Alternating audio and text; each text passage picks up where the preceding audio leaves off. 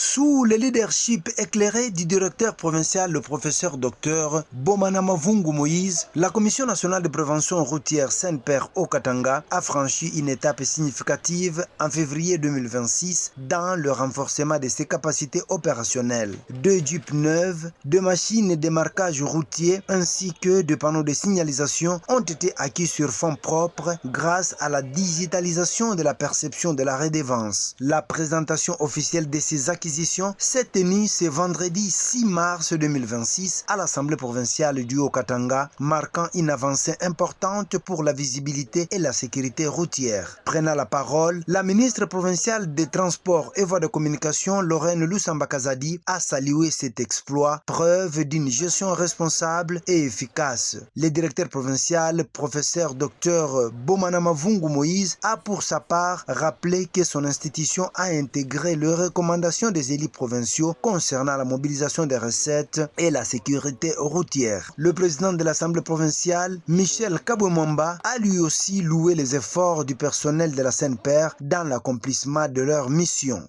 Mais vous avez des lourdes tâches parce que non seulement vous allez faire parler les routes, vous devez aussi éduquer notre population, sensibiliser comment traverser. On ne traverse pas n'importe où. Nous ne pouvons qu'encourager et applaudir parce que celui qui fait du bien, on lui donne une carotte. Celui qui fait du mal, on le chicote. Mais quand vous venez de faire du bien, notre carotte applaudit le travail.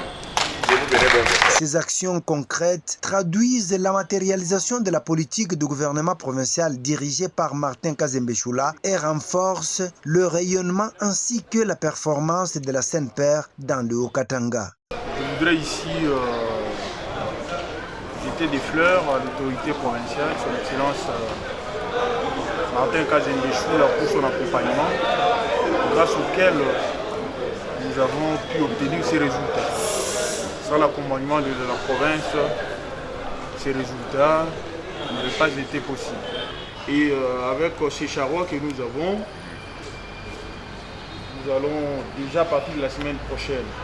Sur ces charrois, il y aura des numéros de téléphone à travers lesquels la population de la ville de Lubumbashi pourra commencer à contacter directement la Saint-Père pour l'alerter sur des situations d'embouteillage à travers la ville et nos équipes mobiles vont commencer à se déployer pour pouvoir justement assurer cette fluidité.